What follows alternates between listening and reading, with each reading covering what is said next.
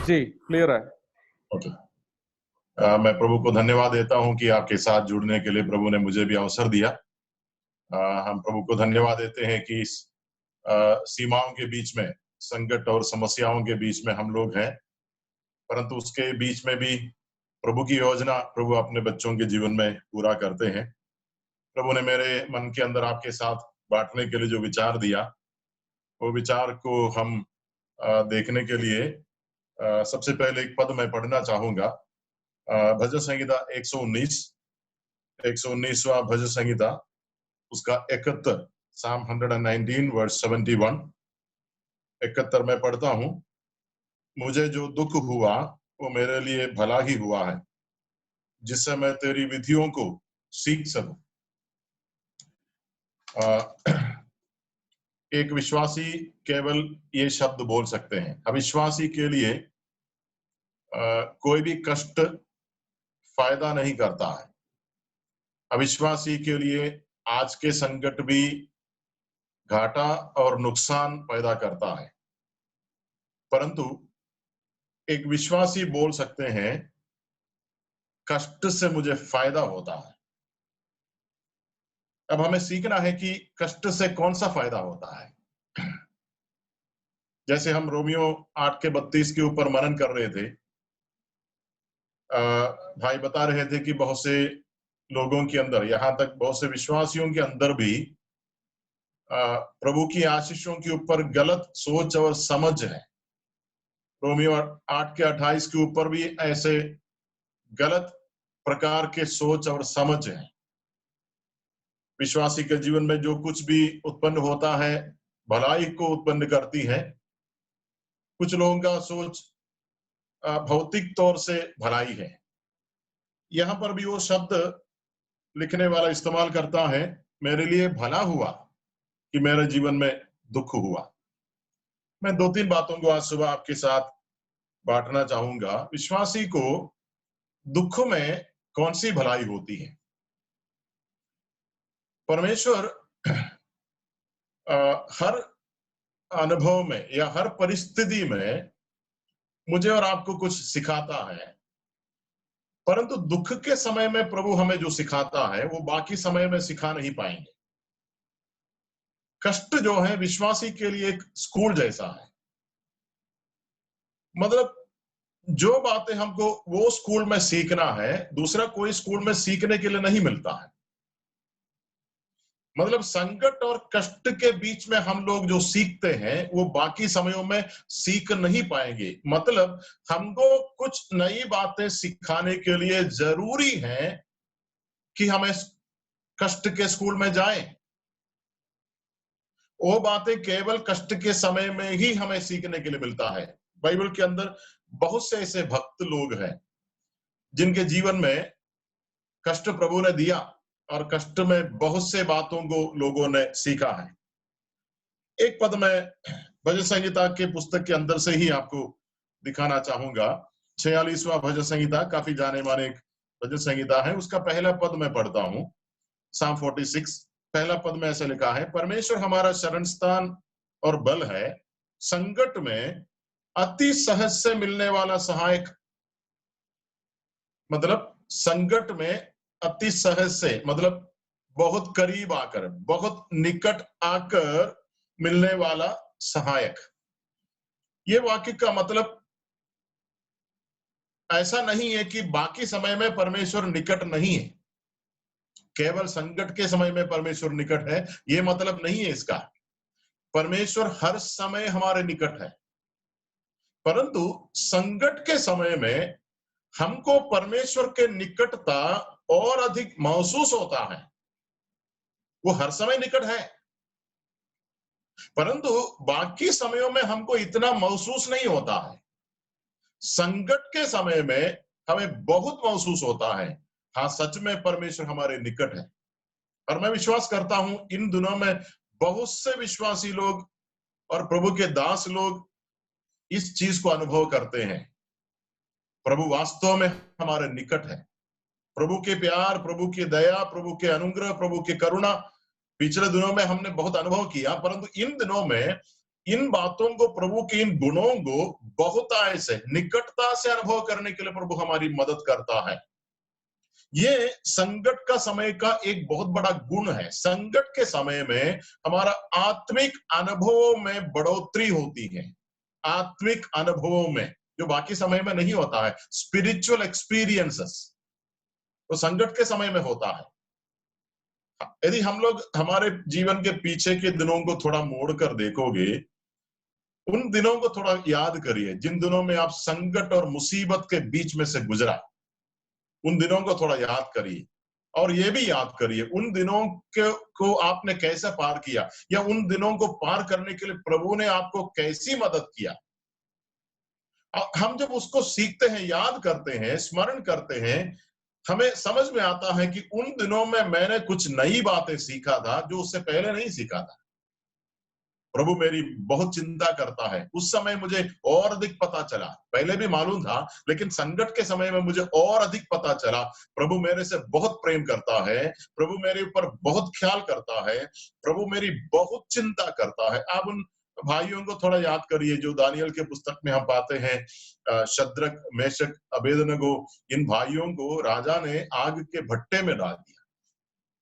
उसके बाद थोड़ा समय के बाद जब राजा आज जाकर देखते हैं भट्टे के अंदर, राजा कहता है कि हमने तो 3 लोगों को डाल दिया, लेकिन मैं एक चौथा व्यक्ति को देखता हूं खुला हुआ।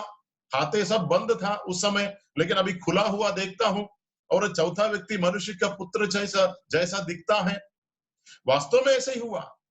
उस आग के भट्टे के अंदर परमेश्वर स्वयं उनके साथ आकर चलने लगा। क्या परमेश्वर पहले साथ में नहीं था? पहले भी साथ में था। पर आग के भट्टे में ना केवल राजा ने देखा, मैं विश्वास करता हूं ना केवल राजा ने देखा, परंतु शद्रक, मेशक और अबेदनगो ने परमेश्वर के निकटता को पहले से ज्यादा अनुभव किया। परमेश्वर हमेशा हमारे निकट है, परंतु संकट के समय में पहले से ज्यादा हमें महसूस होता है, हाँ सच में प्रभु मेरी चिंता करता है, प्रभु मेरे से प्रेम करता है। और प्रभु को ये बात हमें सिखाने के लिए, बेटा मैं हर समय तुम्हारे साथ में हूँ, हर समय तुम्हारी चिंता करता हूँ, ये बात हमें सिखाने के लिए कभी कभी संकट के मौसम में से हमको गुजरने देता है। आप यूहन्ना के सुसमाचार जब पढ़ते हो, 11 अध्याय में एक परिवार हमें मिलता है। मार्था, मरियम और लाजर का परिवार है। एक अच्छा परिवार, प्रभु से प्रेम करने वाले परिवार, प्रभु की सेवा करने वाले परिवार, प्रभु का इज्जत करने वाला परिवार। एक ऐसा परिवार जिस परिवार में प्रभु बार बार जाया करता था। प्रभु भी उस परिवार से प्रेम करता था, वो परिवार भी प्रभु से प्रेम करता था। लेकिन अचानक उस परिवार के अंदर तकलीफ आई, बीमारी आई। बीमारी आने से क्या समझना चाहिए? जीवन में तकलीफ जब आती है क्या समझना चाहिए? जो भी समझे, ये कभी नहीं समझना चाहिए तकलीफ इसलिए आई कि प्रभु हमसे प्रेम नहीं करता है। कभी नहीं। प्रभु प्रेम करता है तब भी तकलीफ आएगी, प्रभु प्रेम करता है तब भी समस्या आएगी, प्रभु प्रेम करता है तब भी मृत्यु आएगी। मतलब मृत्यु आना, समस्या आना, बीमारी आना, ये सब इसका चिन्ह नहीं है कि प्रभु को चिंता नहीं है। प्रभु को चिंता है,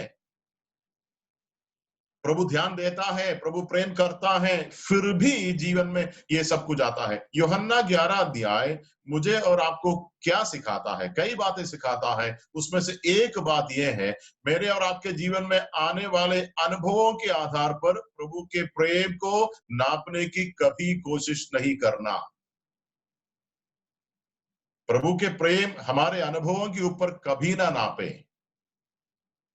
अनुभव अच्छा होगा, बुरा होगा, अनुकूल होगा, प्रतिकूल होगा, अनुभवों के ऊपर प्रभु की चिंता और प्रभु के प्रेम को कभी ना नापे। प्रभु प्रेम करते हुए भी हमारे जीवन में प्रतिकूल अनुभव आ सकता है, परंतु परमेश्वर यीशु मसीह चाहता था उस परिवार को कुछ नई बातें सिखाना है। सिखाया, क्या सिखाया? अब पूरे अध्याय को पढ़ते हैं, हम समझते हैं कि प्रभु यीशु मसीह लाजर को कब्र के अंदर रखने के बाद 4 दिन के बाद पहुंचा, और बहन लोग बोलते हैं प्रभु जी 4 दिन हो गया, बदबू निकलता होगा, अभी क्या क्या कर सकते हैं? मतलब एक ऐसा समय जब आशा पूरा मिट्टी में मिल गया, पूरी आशा मिट्टी में मिल गया। प्रार्थना किया, उत्तर नहीं मिला। प्रार्थना किया मतलब बहनों ने किसी को भेजा प्रभु के पास, प्रभु जी जिससे आप प्रेम करते हैं वो बीमार है। हम वचन में पढ़ते हैं कि प्रभु जहां पर बैठे थे वहां 2 दिन और बैठ गए, उत्तर नहीं मिला। मतलब जिस प्रकार उत्तर चाहा, जिस तरीके से उत्तर चाहा, उस तरीके से उत्तर नहीं मिला। क्या विश्वासी के जीवन में ऐसा होता है? जरूर होता है। आप प्रार्थना करोगे, उत्तर नहीं मिलेगा। जब प्रार्थना करके उत्तर नहीं मिलता है, कभी ये नहीं सोचना कि प्रभु सुनता नहीं है। उत्तर नहीं मिलने का कारण ये नहीं है कि प्रभु नहीं सुनता है। प्रभु सुनता है, प्रभु देखता है। प्रभु को मालूम है लाजर के घर के अंदर जो कुछ भी चल रहा था, प्रभु के पास सूचना पहुंचने से पहले प्रभु को मालूम है, क्योंकि वो सर्वज्ञानी है, सर्वव्यापी है। लाजर के पलंग या लाजर के बिस्तर के बाजू में प्रभु खड़ा है। प्रभु को मालूम है लाजर कब बीमार हो गया। प्रभु दूर नहीं है, पर हमारी प्रार्थना का बहुत बार उत्तर नहीं मिलेगा। जब उत्तर नहीं मिलेगा तो मन कच्चा नहीं होना है। उत्तर नहीं मिलने का कारण ये नहीं है कि प्रभु सुनता नहीं है। प्रभु सुनता है, तब भी कभी कभी उत्तर नहीं मिलेगा। उसके पीछे प्रभु का उद्देश्य है। प्रभु कुछ नई बातें हमें सिखाना चाहता है। कष्ट के बीच में प्रभु नया अनुभव हमें देना चाहता है। हम रोमी की पत्री जब पढ़ते हैं, वहां पर 5वां अध्याय में पौलुस कहता है कि हम क्लेशों में भी घमंड करते हैं। क्लेशों में घमंड करते हैं। कौन? विश्वासी। अविश्वासी क्लेश में घमंड नहीं करते हैं। अविश्वासी का मन क्लेश में कच्चा होता है। बहुत सारे अविश्वासी क्लेश के मारे आत्महत्या करते हैं, क्योंकि बर्दाश्त नहीं कर पाते हैं। पर पौलुस कहता है हम क्लेश में घमंड करते हैं। क्यों? क्योंकि क्लेश से हमको बहुत फायदा होता है। ये केवल एक विश्वासी बोल सकते हैं। और रोमी 5 में पौलुस कहता है क्लेश में जो फायदा होता है उसमें से सबसे पहला फायदा है क्लेश से धीरज उत्पन्न होता है। क्लेश से ही उत्पन्न होता है। क्लेश के बिना धीरज नहीं मिलेगा। मतलब यदि धीरज हमें सीखना है, क्लेश का स्कूल में हमें जाना है। जब तक क्लेश नहीं आएगा तब तक धीरज सीखेगा नहीं। धीरज भाषण से नहीं सीखते हैं। धीरज बाइबल क्लास में नहीं सीखते हैं। धीरज क्लेश के अनुभवों से गुजरते गुजरते गुजरते सीखते हैं। और प्रभु हमें देता है, क्योंकि धीरज यीशु मसीह का स्वभाव है। धीरज पवित्र आत्मा का फल है।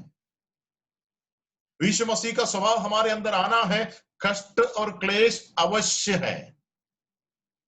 कष्ट और क्लेश के बिना क्रिस्ती जीवन, मसीह जीवन नहीं। कष्ट के बिना मसीह का चरित्र हमारे अंदर आना असंभव है। इसलिए कष्ट के बीच में से प्रभु हमें छोड़ता है। और इसलिए भजन संगीता लिखने वाला कहता है अच्छा हुआ मेरे जीवन में कष्ट आया। हर विश्वासी को बोलना है, हम सबों को बोलना है। तकलीफ जरूर है, मुझे मालूम है। मेरे जीवन में तकलीफ है, आपके जीवन में तकलीफ है। बहुत से विश्वासियों को हमसे ज्यादा तकलीफ है। किसी के पास खाना नहीं है, किसी के पास कमाई नहीं है। कई प्रकार के संकट के बीच में से हमारे भाई और बहन गुजर रहे हैं। इसको हम भूलते नहीं हैं, परंतु इसके पीछे भलाई है। प्रभु हमें नई कुछ बातें सिखा रहा है। प्रभु हमें आत्मिक अनुभव दे रहा है। स्पिरिचुअल एक्सपीरियंसेस प्रभु हमें दे रहा है। इन दिनों में विशेषकर, जैसे मैंने कहा, मार्था और मरियम के घर में प्रभु गया और वहां पर बाइबल के सबसे छोटा वचन हमें पढ़ने के लिए मिलता है, यीशु रोया। यीशु रोया। क्या सिखाना चाहता था प्रभु? प्रभु ये सिखाना चाहता था, मेरे बच्चों, तुम जब रोते हैं मैं भी रोता हूं। मेरे बच्चों, तुम्हारा दुख मेरा दुख है। मुझे मालूम है, मुझे मालूम है कि तुम्हारे जीवन में कितनी तकलीफ है। मेरे भाई और बहन, यदि आप तकलीफ के बीच में से गुजरते हैं इस कोरोना वायरस के कारण, प्रभु आपसे बोलना चाहता है, मेरे बच्चे, मुझे मालूम है तुम्हारी तकलीफ, मैं जानता हूं। तुम्हें जब दर्द लगता है, मुझे दर्द लगता है, तुम्हें जब आंसू आता है, मुझे आंसू आता है, और तुझे जब भूख लगता है, मुझे भूख लगता है, मैं तुमसे दूर नहीं हूं। ना केवल मैं तुम्हारे दर्द को जानता हूं, परंतु मैं तुम्हारे दर्द में शामिल होता हूं। तुम्हारे साथ मैं हूं, मैं तुमसे दूर नहीं हूं। मेरे भाई बहन, ये अनुभव प्रभु इन दिनों में हमें देना चाहता है। संकट में अति सहज से मिलने वाला सहायक है वो, हमारे बहुत निकट है वो। हमें भले ही कभी कभी दिखता नहीं होगा वो, परंतु साथ में है। उदाहरण यूहन्ना 11 अध्याय में ही मिलता है। लाजर बीमार होने के बाद बहन लोगों ने किसी को भेजा प्रभु के पास, कहला भेजा, प्रभु जी जिससे तू प्रेम करता है वो बीमार है। प्रभु उधर ही बैठ गया। उसके बाद प्रभु ने अपने शिष्यों से कहा, हमारा मित्र लाजर सो गया है। मतलब हमारे मित्र लाजर मर गया है। किसने बताया? किसी ने नहीं बताया, कोई बताने की जरूरत नहीं है। प्रभु को मालूम है। बथानिया के घर के अंदर प्रभु है, शरीर में नहीं है। प्रभु सर्वव्यापी है। मेरे भाई बहन, आप जिस घर में रहते हैं, आपके घर के अंदर की तकलीफ और कोई जानता नहीं होगा, आपकी कमी और कोई समझता नहीं होगा। आप किसी को बता नहीं पाते होंगे, या किसी को बताने से फायदा भी नहीं है, क्योंकि सबके समस्या एक जैसा हो गया। पर प्रभु आपके कमरे के अंदर है, आपके घर के अंदर प्रभु है। वो जानता है, उसको मालूम है। वो कुछ नई बातें आपको सिखाना चाहता है, और कुछ बातें सीखने के लिए आंसुओं की जरूरत है। कुछ नई बातें कष्ट बिना, आंसू बिना हम सीखेंगे नहीं। प्रभु ने एक बार अपने शिष्यों को जहाज में, नाव में भेजा। 5000 को रोटी खिलाने के बाद प्रभु अपने शिष्यों को बोला कि तुम उस पार चलो, और प्रभु प्रार्थना करने के लिए पहाड़ के ऊपर चला गया, और शिष्य लोग उस पार जाने के लिए निकला। झील के बीच में जब आया, तब तक अंधेरा हो गया था। अचानक हवा चलने लगा। प्रभु साथ में नहीं है, झील के बीच में है, हवा है और अंधेरा है। क्या कर सकते हैं? कुछ नहीं कर सकते हैं। कुछ नहीं कर सकते हैं। कुछ करने से फायदा नहीं है। चिल्लाने से फायदा है? फायदा नहीं है। पर चिल्लाने बिना बैठ नहीं सकते हैं। चिल्लाएंगे, कोई भी चिल्लाएगा ना, कोई भी चिल्लाएगा, चाहे फायदा हो चाहे फायदा नहीं भी हो, चिल्लाएगा मनुष्य। प्रभु जानबूझ करके ये अनुभव में अपने शिष्यों को भेजा, जानबूझ करके भेजा। क्या करने के लिए? कुछ नई बातें सिखाने के लिए। सीखा, शिष्यों ने सीखा। क्या सीखा? ये सीखा, हवा इतना खराब होने के बाद और इतने घंटे ये नाव झील के बीच में, इस हवा और लहरों के बीच में रहने के बाद भी जहाज डूबा नहीं। आश्चर्य है ये। डूबेगा भी नहीं, क्योंकि कंट्रोल प्रभु के हाथ में है। कितना रफ्तार से हवा चलना चाहिए वो प्रभु निर्धारित करेगा। कब तक हवा चलना चाहिए प्रभु निर्धारित करेगा। लहर कितना ऊपर आना चाहिए, कंट्रोल प्रभु के हाथ में है, प्रकृति के हाथ में नहीं है।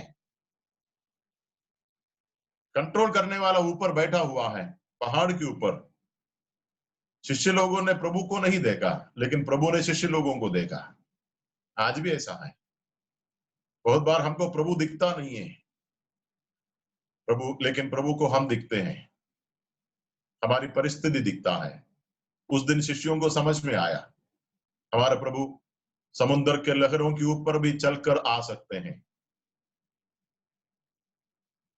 यह बात शिष्यों को उससे पहले मालूम नहीं था।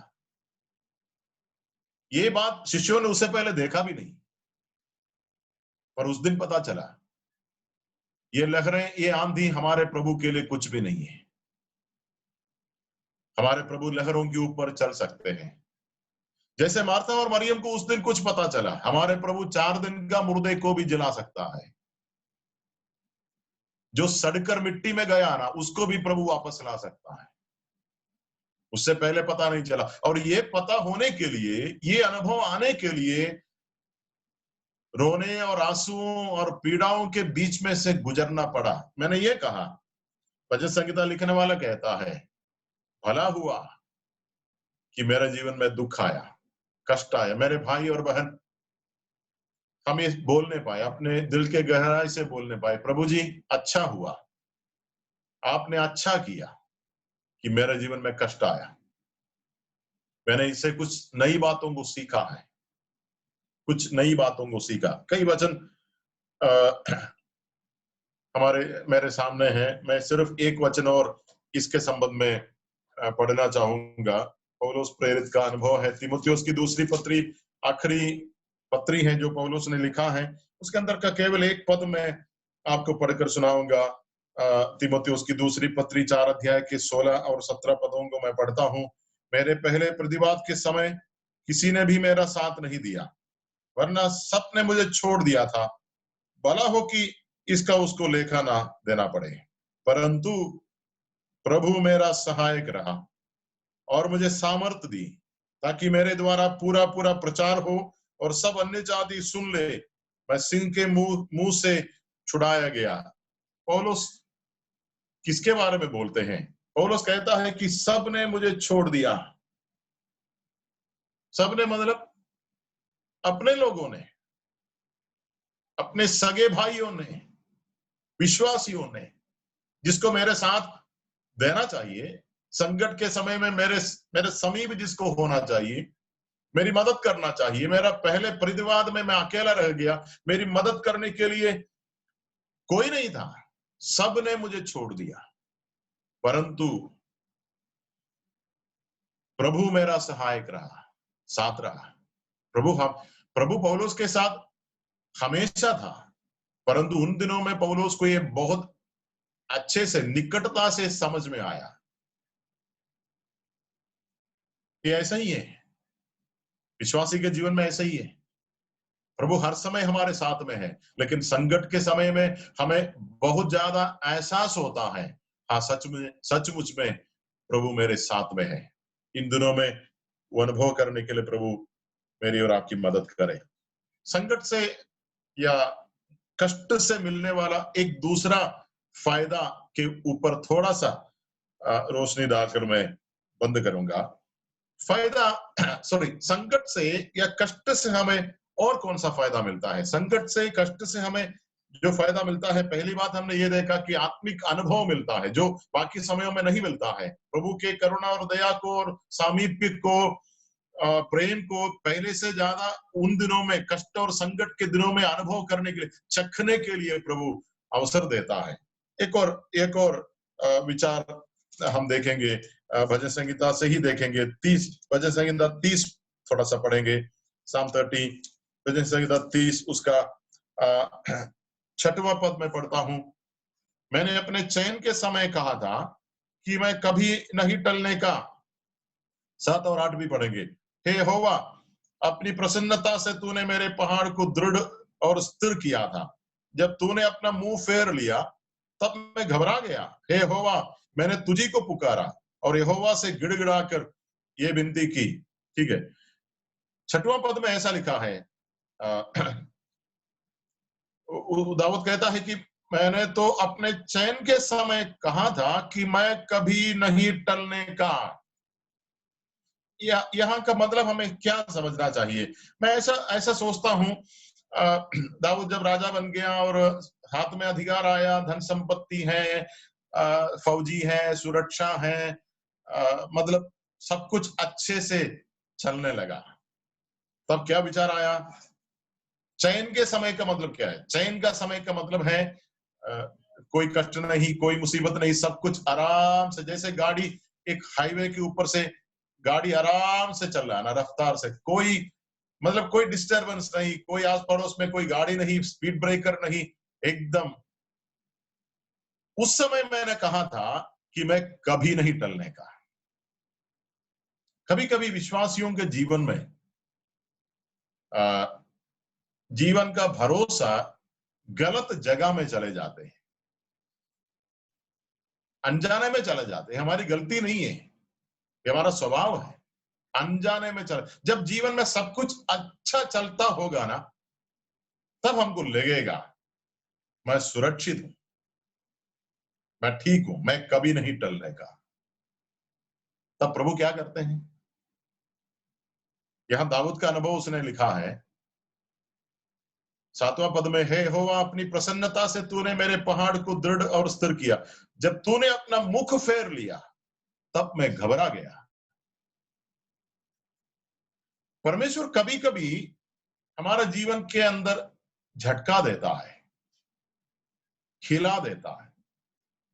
क्या करने के लिए? ये समझाने के लिए, बेटा जिस चीज के ऊपर तू भरोसा रखा है ना, वो स्थिर नहीं है, वो हिलने वाला है। तुम्हारा भरोसा दुनिया के किसी भी चीज के ऊपर होना नहीं चाहिए। तुम्हारा सिंहासन, तुम्हारी नौकरी, तुम्हारी खेती, तुम्हारा स्वास्थ्य, तुम्हारे बच्चे, किसी चीज के ऊपर तुम्हारा भरोसा नहीं जाना चाहिए। यदि उन चीजों के ऊपर तुम्हारा भरोसा जाएगा, प्रभु इन चीजों को हिलाएगा, हिलाने के बाद तुम्हें दिखाएगा ये भरोसा करने लायक नहीं है। भरोसा करने लायक केवल एक है, केवल एक, परमेश्वर को छोड़कर भरोसा करने लायक कुछ भी नहीं है। और ये बातें हमको संकट के समय में ज्यादा समझ में आता है। इन दिनों में हमको ज्यादा समझ में आ रहा है, किसी भी चीज के ऊपर भरोसा करने से सुरक्षा नहीं है। और प्रभु प्रभु सिखाता हमें। एक उदाहरण आपको दिखाकर हम बंद करेंगे। सामुएल का दूसरा पुस्तक थोड़ा निकालेंगे। सामुएल का दूसरा पुस्तक 14वां अध्याय, 2 Samuel chapter 14। एक छोटा सा उदाहरण है जो हमारे विचार से थोड़ा सा मिलता है, इसलिए मैं उस उदाहरण को पढ़ना चाहा। सामुएल का दूसरा पुस्तक 14वां अध्याय का 29-29 मैं पढ़ता हूं। तब 28-29 पढ़ेंगे। अतः अबशालोम राजा का दर्शन बिना पाए यरूशलेम में 2 वर्ष रहा। तब अबशालोम ने योआब को बुलवा भेजा कि उसे राजा के पास भेजे, परंतु योआब ने उसके पास आने से इनकार किया। उसने उसे दूसरी बार बुलवा भेजा, परंतु तब भी उसने आने से इनकार किया। 30वां पद, तब उसने अपने सेवकों से कहा, सुनो, योआब का एक खेत मेरी भूमि के निकट है और उसमें उसका जौ खड़ा है, तुम जाकर उसमें आग लगाओ। इसलिए अबशालोम के सेवकों ने उस खेत में आग लगा दी। बाकी वचनों को आप पढ़ लेना। योआब को अबशालोम ने बुलवा भेजा, आओ मेरे पास। योआब आया नहीं। दूसरी बार भेजा, आओ मेरे पास, नहीं आया। अबशालोम के समझ में एक बात निकला, योआब को मेरे पास लाना है, एक ही तरीका है। क्या तरीका है? उसका जौ भरा हुआ, मतलब एकदम एकदम कटनी के लायक खेती है, आग लगा दो। जब आग लग गया ना, अपने आप आ गया। मतलब हमें क्या समझना चाहिए, कभी कभी हमारे खेती के ऊपर प्रभु आग लगा देता है ताकि हमारे अंदर जो सुरक्षा आया है ना, वो हट जाए। हम निश्चिंत रहना चाहिए, लेकिन निश्चिंत रहने का कारण कभी ये नहीं होना चाहिए मेरे पास पैसा है, मेरे पास स्वास्थ्य है, मेरे पास खेती है, मेरे पास सरकारी नौकरी है, मेरे पास अच्छी कमाई है, इसलिए मैं निश्चिंत हूं। कभी नहीं, कभी नहीं। ये सब हिलेगा। निश्चिंत रहने का एक ही कारण होना चाहिए, वो ये है, यहोवा मेरा चरवाहा है, इसलिए मुझे कोई घटी नहीं होगी। मेरे पास नौकरी अच्छी है, इसलिए मुझे कोई घटी नहीं होगी। नहीं नहीं, ये गलत रीजन हो गया, गलत कारण हो गया। मुझे कुछ घटी इसलिए नहीं होगी क्योंकि यहोवा मेरे पास में है, बस। और अनजाने में कभी कभी हमारा ध्यान और हमारा भरोसा का आधार दुनिया की चीजें बनता है। प्रभु इसको हिलाता है, हिलाकर प्रभु बोलता है, बेटा भरोसा केवल मेरे ऊपर रखो और कोई टिकने वाला नहीं है, बाकी सब टलने वाला है। सब, सबका मतलब सब। पतरस अपनी पत्री में कहता है सब बातों का अंत होने वाला है। सब बातों का अंत मतलब सब बातों का अंत। यहां टिकने वाला कुछ भी नहीं है। भरोसा करने लायक केवल एक ही है, और कष्ट में हम वो ज्यादा सीखते हैं, इसलिए कष्ट अच्छा है। भजन संगीता लिखने वाले ने कहा, मेरे जीवन में कष्ट हुआ, दुख हुआ, अच्छा हुआ। मेरे भाई और बहन, प्रभु की मर्जी से यदि हम इस कष्ट के दिनों को पार करेंगे, आगे जाकर पीछे की ओर मुड़कर हृदय से हम प्रभु से बोलेंगे, प्रभु जी अच्छा हुआ मेरे जीवन में कष्ट आया। ये छोटे से विचारों के द्वारा भी प्रभु हमें आशीष दे। प्रभु को महिमा मिले।